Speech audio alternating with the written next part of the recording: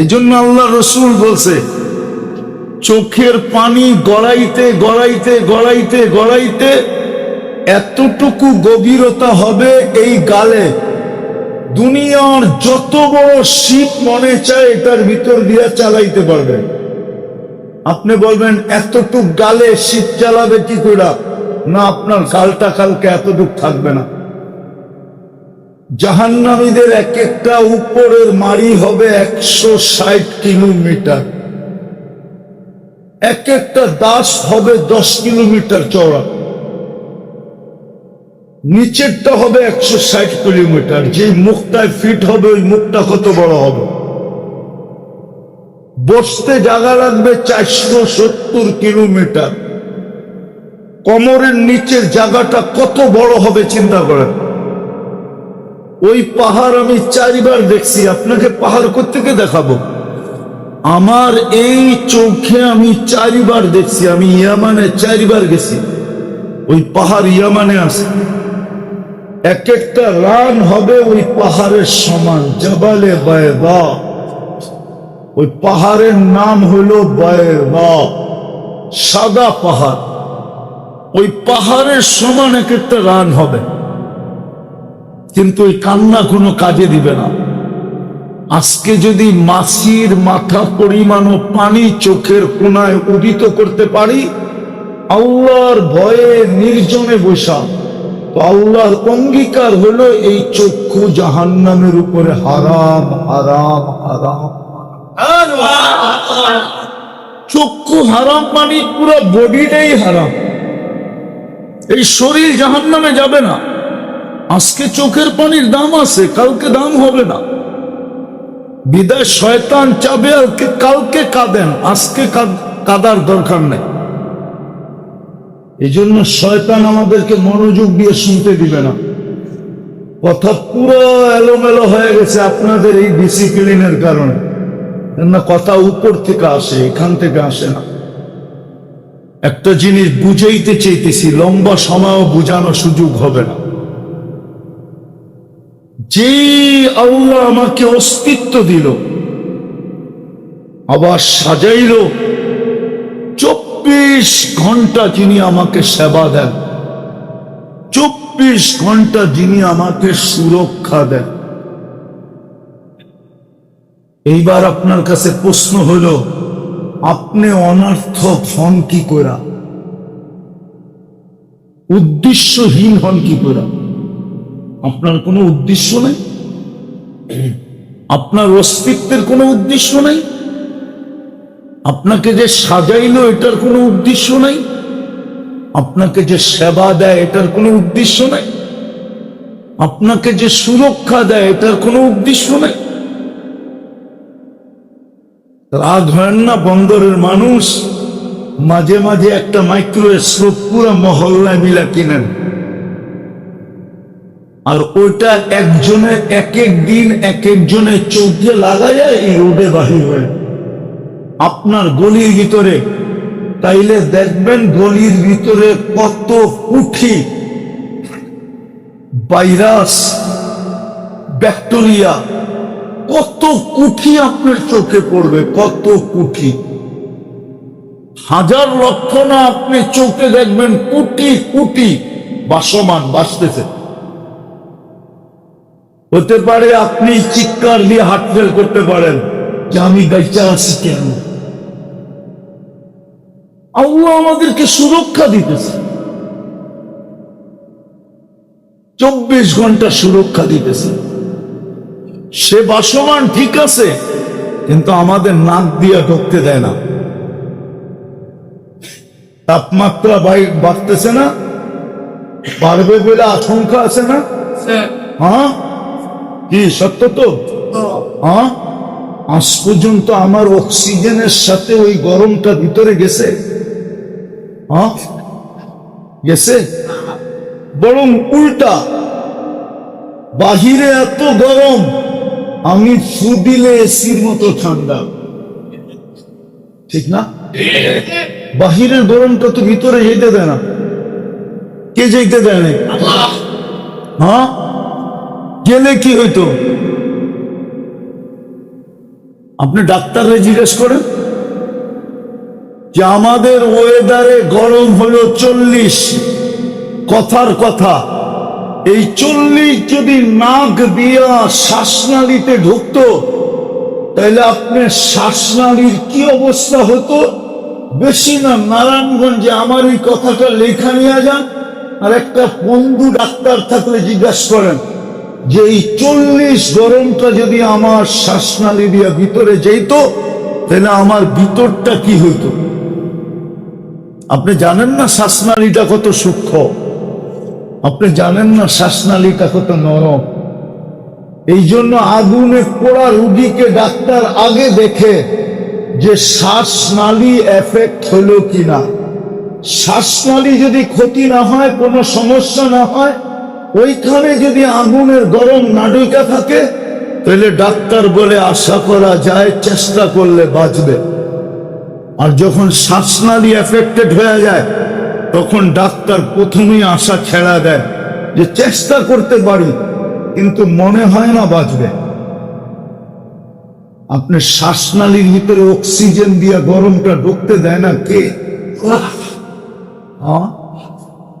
হায় হায়, এটা যদি মেশিন দিয়ে করতে হইতো তাহলে বুঝে আসতো মেশিনটার দাম কত,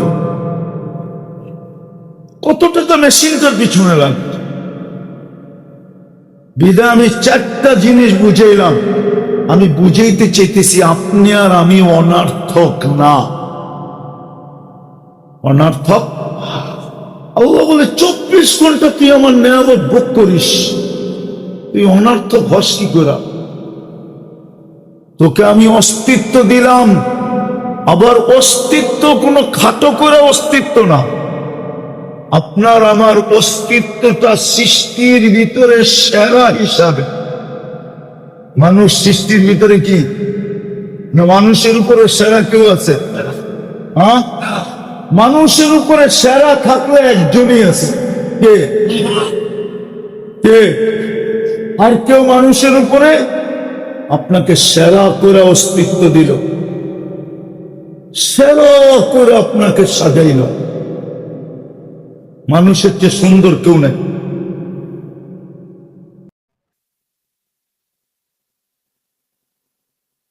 তাইলে হয়তো কথাগুলো কানে লাগবে, দিলে লাগবে না। কানে লাগবে, দিলে। আর যেটা দিলে না লাগে ওটা বুঝাও কঠিন হয়, আমলও কঠিন। যখন দিলে লাগে না তো সমুদ্র পার হইতেও দ্বিধা হয়। ইউরোপে যারা যায়, ইউরোপে যারা যায় লিবিয়ার থেকে সমুদ্রিক পথে পাড়ি দিয়া, ওরা বিরাট বিরাট শিপে চড়া যায় না, ছোট ছোট বোটে চড়া যায়। ওই সমুদ্র আপনি দেখেন না, দেখলে আপনি বুঝতেন ওটা কেমন সমুদ্র। কিন্তু পাড়ি দেওয়া সহজ কেন? দিলে লাগছে। লাগছে ইউরোপ দিলে লাইগা গেছে, মাইখা গেছে। শুধু লাইগা যায়নি, মাইখাও গেছে, যার কারণে পাড়ি দেওয়া সহজ। তো যেই কথা দিলে লাগবে ওটার উপরে আমল করা সহজ হবে, আর নাইলে আমল করা সহজ হবে না। আর আমল যদি না হইল তাইলে কিন্তু এই ছোট জীবনটা গড়বে না। এই জীবনটার পিছনে আপনার আর আমার ব্যয় কতটুকু? আপনি কয় টাকা ব্যয় করেন? আপনি বলবেন আমি মাসে 1 কোটি টাকা খরচ করি, কিন্তু টাকাটার উৎস কে দেয়? কে কে দেয়? অস্বীকার করবেন? হ্যাঁ, দাতা কে? আল্লাহ। নাইলে কিন্তু জীবনটা গড়বে না। প্রশ্নটা প্রশ্নের জায়গায় থেকে যাবে। কেননা আমরা 24 ঘন্টা আল্লাহটা ব্যয় করি, কেননা এটার অস্তিত্ব দাতাই তো আল্লাহ, ঠিক না? আমার দেহটার অস্তিত্ব দাতাকে, এটাকে পূর্ণতাকে দিছে, নাও তো দিতে পারতেন। কত মানুষই তো জন্ম অন্ধ আছে, ঠিক না? নাই? জন্মগত বোবা আছে, নাই? জন্মগত কানে শোনে না, নাই? জন্মগত প্রতিবন্ধী আছে, নাই? কেন আছে? আল্লাহ আমাদেরকে বুঝানোর জন্য দিছে। যে ইচ্ছা করলে তোমাকে ওরকম বানায় দিতে পারতাম। আল্লাহর ভান্ডারে যে অভাব আছে এরকম না।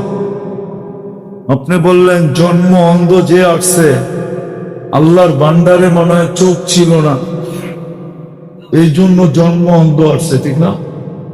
না না, চোখ ছিল আপনাকে আমাকে বুঝানোর জন্য। বলবেন ও জন্ম অন্ধ আসলে ওর লাভ কি? ওরও লাভ ছিল। যদি ওকে আমি লাভ বুঝাইতে পারতাম আর ও লাভ বুঝতো, তাহলে ওর লাভ ছিল। যার দৃষ্টি শক্তি আল্লাহ নিয়া যান, মান আখাযা কারিমাতাইহি, যার দৃষ্টি শক্তি আল্লাহ নিয়া নেন, সুম্মা সাবারা আলাই, সে ধৈর্য ধারণ করলো, আল্লাহর বিরুদ্ধে কোনো অভিযোগ করলো না। আল্লাহ বলে ওয়াজাবা লাহুল জান্নাহ, জান্নাত ওর জন্য শিরু ধার্য,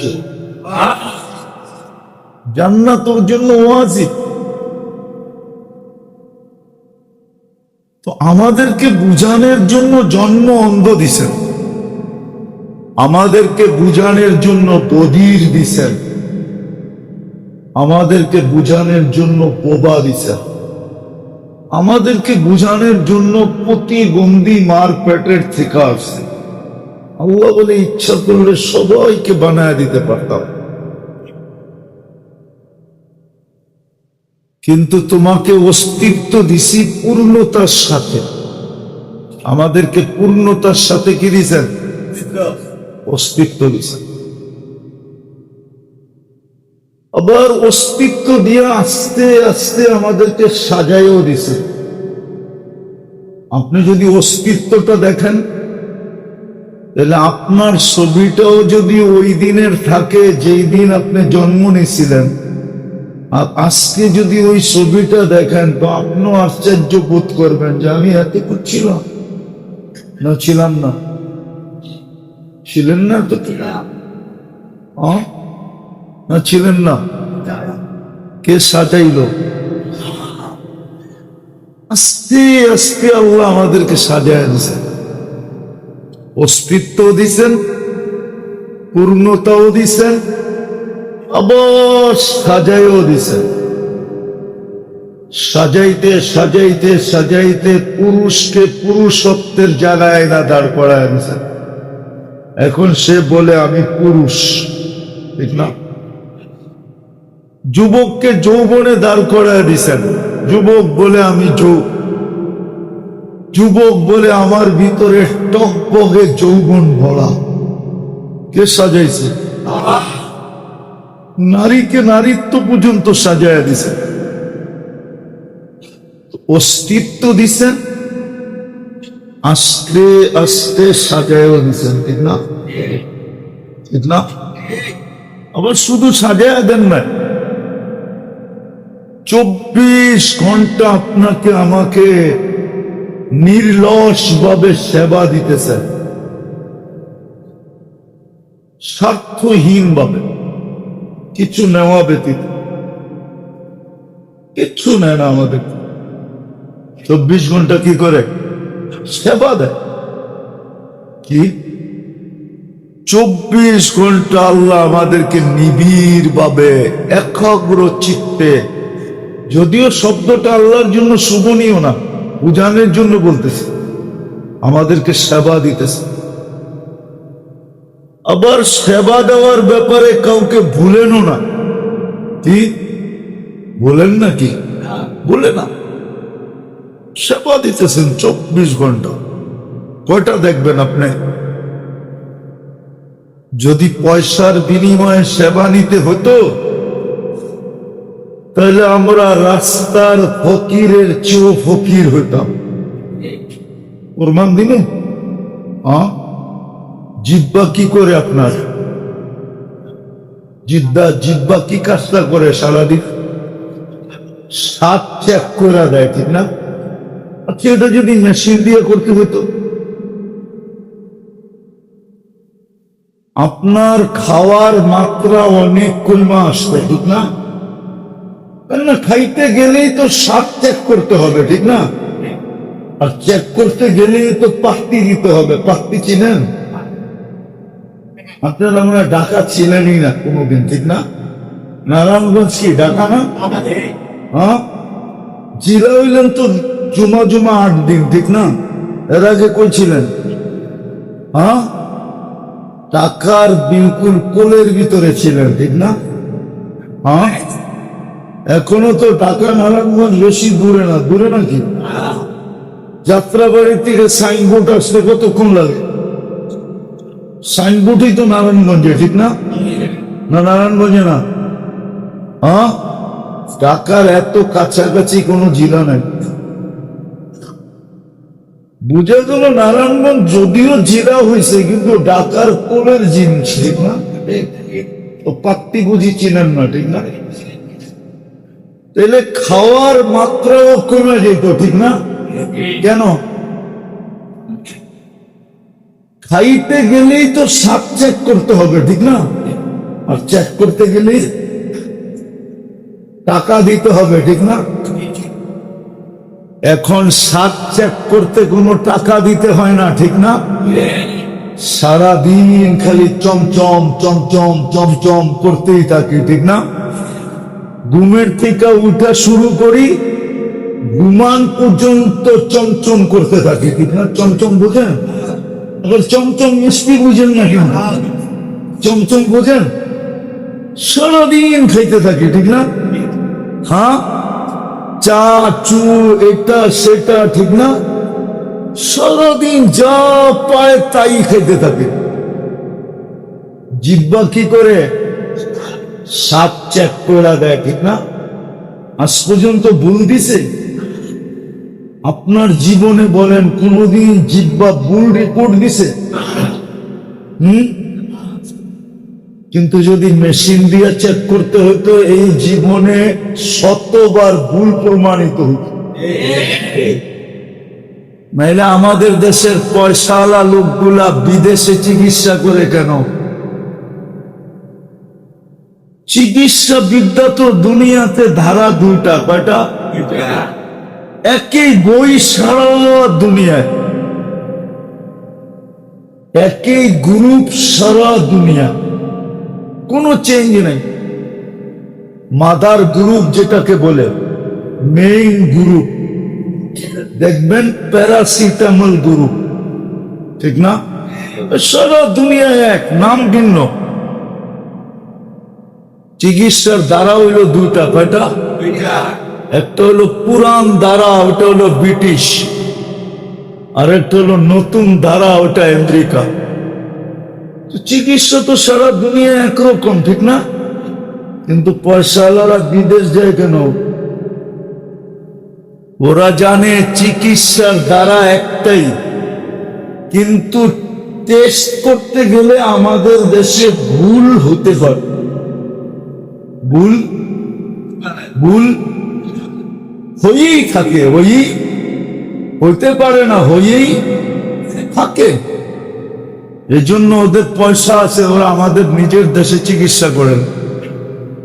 চেক আপের জন্য কই যায়? Singapore, Thailand, India, England, America, Canada, উন্নত দেশে চেক আপের জন্য চলে যায়, ঠিক না?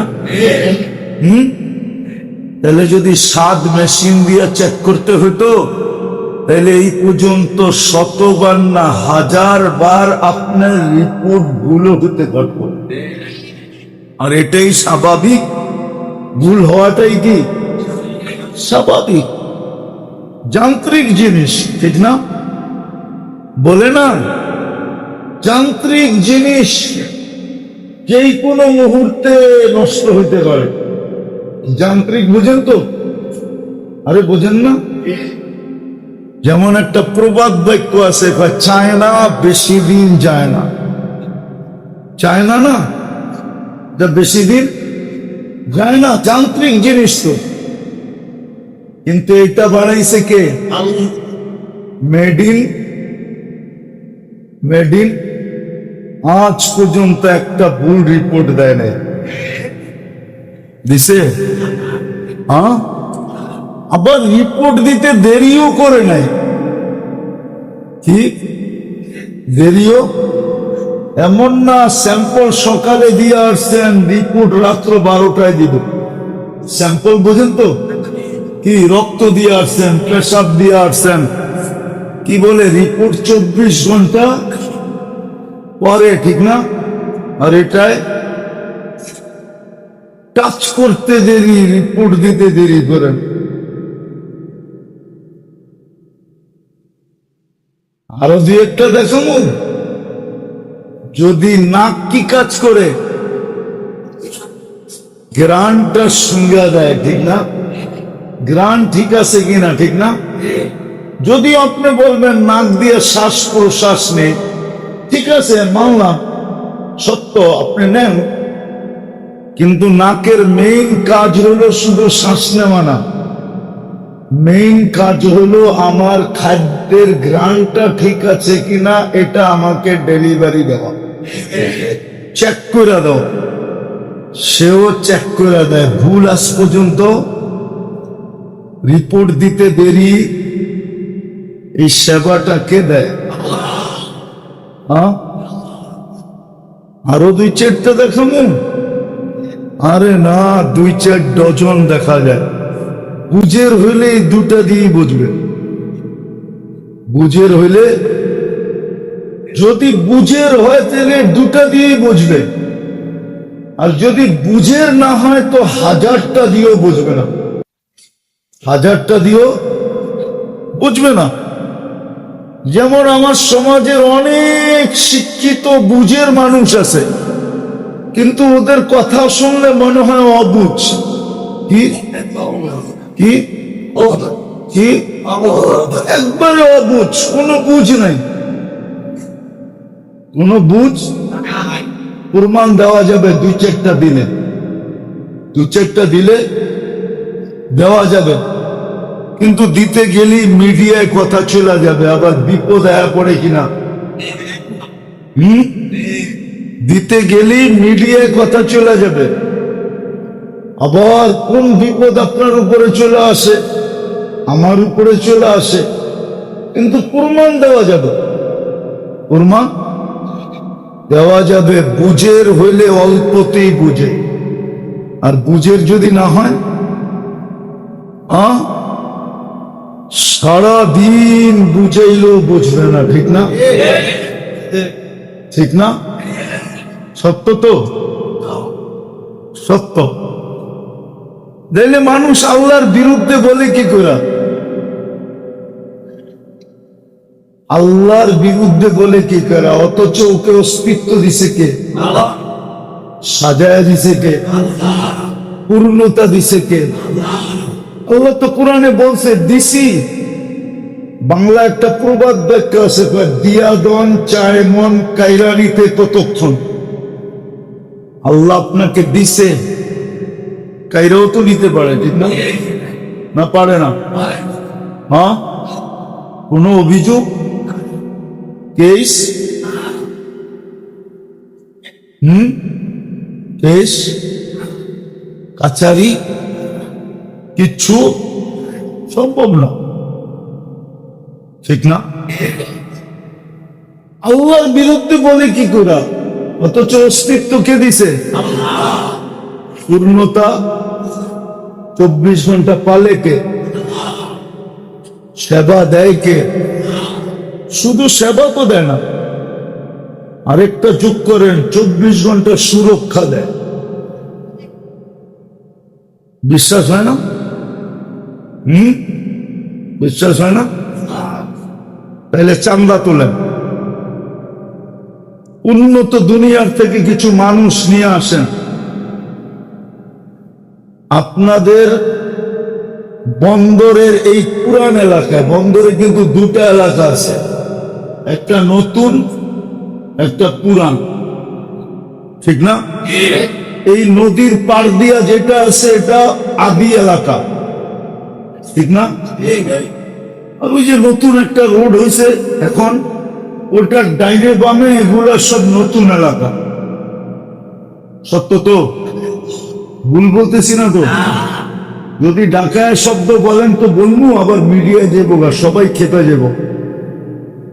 আপনারা হইলেন আদি, আর ওই নতুন রোডের আশেপাশে যারা আছে ঢাকায়রা যেরকম ঢাকার বাইরের মানুষরে বাঙ্গাল বলে, ঠিক না? সব বিভিন্ন জায়গার লোক বেড়ে যেতেছে, ঠিক না? সত্য তো?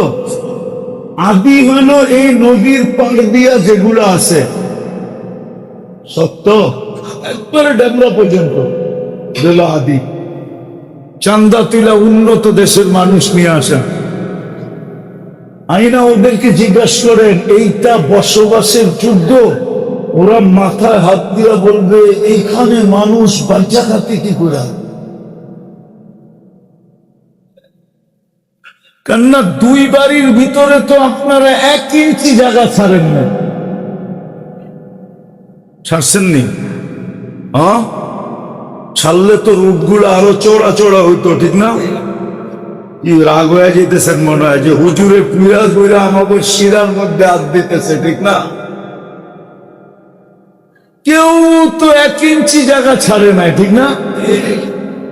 তাহলে দুনিয়ার উন্নত মানুষগুলাকে যদি দেখান, তোরা বলবে এইখানে মানুষ বাস করে কি করে, মরে যাওয়ার তো কথা। কিন্তু সুস্থতার সাথে আমাদেরকে সুরক্ষা কে দিতেছে? গুলশানে যতটুকু করোনায় আক্রান্ত হয়েছে 2020-এ, আমার মনে হয় না বন্দরে এত মানুষ করোনায় আক্রান্ত হয়েছে। যদিও হয়ে থাকে তাইলে ফার্মেসির 2 টাকার ওষুধই ভালো হয়েছে, হাসপাতালও যাইতে হয় নাই, ভেন্টিলেটারও নিতে হয় নাই, ঠিক না? খালি আপনি গো এইখানে কি কয় এটারে, করোনার সময় কি ছিল, লকডাউন শুধু ছিল এই মেইন রোডটায়, ভিতরে কোনো লকডাউন ছিল না, ঠিক না? সারাদিন পান চা চলতেই হয়েছে, ঠিক না? কি রাগ হয়ে গেলেন মনে হয়, ঠিক না? চলে নাই, সারাদিন চা পান সিগারেট মিকেরেট, ঠিক না? খালি দেখছে সাংবাদিকরা কিনা, ঠিক না?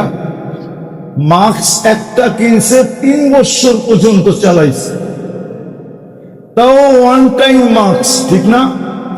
যেটা একবার ব্যবহার করলে ফালায়া দিতে হইতো, ঠিক না? ব্যবহারই তো করে নাই, খালি জ্যাবের ভিতরে এরকম করে রাখছে, বাইরের থেকে যেন দেখা যায় মাস্ক আছে, ঠিক না? 24 ঘন্টা আমাদেরকে সুরক্ষা দিতেছে। এতগুলা কথা, আওয়াজ না আওয়াজ না আওয়াজ না, মনোযোগ, নাইলে কথা কিন্তু দিলে গাঁথবে না। আওয়াজ না, যে যেমনে শুনতেছে শুনতে থাকো, কাউকে ধাক্কা ধাক্কি করেন না, কেন আল্লাহর হুকুম হলো মনোযোগ দিয়ে শুনো। ফাস্তামিউ ওয়া আনসিতু, পরিবেশটাকে নীরব নির্জুম রাখো। আমি একটা বড় জিনিস আপনাদেরকে বুঝাইতে চাইতেছি।